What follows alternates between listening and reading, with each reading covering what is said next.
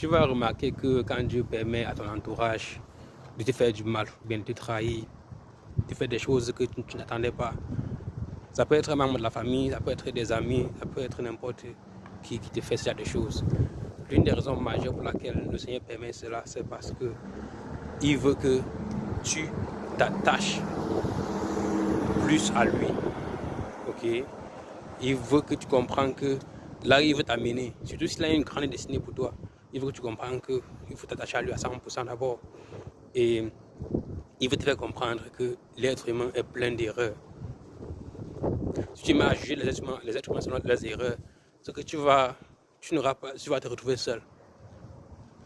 Parce que toi-même, d'abord, tu as d'abord une erreur parfaite d'abord. Tu es plein d'erreurs. Maintenant, quand tu veux commencer à voir les gens, non. Tu vas voir que chacun a un niveau pour te laisser tomber. Mais le Seigneur ne te laisse jamais tomber. Parce que chaque chose que le Seigneur fait, c'est parce qu'il veut ressortir un caractère profond, un caractère en nous qui nous rend plus forts. Mais avant que ce caractère ne soit en nous, il veut s'assurer d'abord qu'on lui met en premier lieu dans notre vie.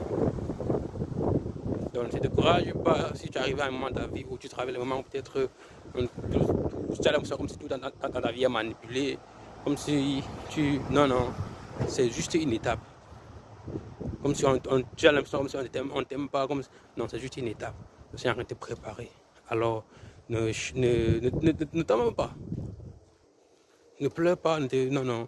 Sois fier et prends plus du temps en prière.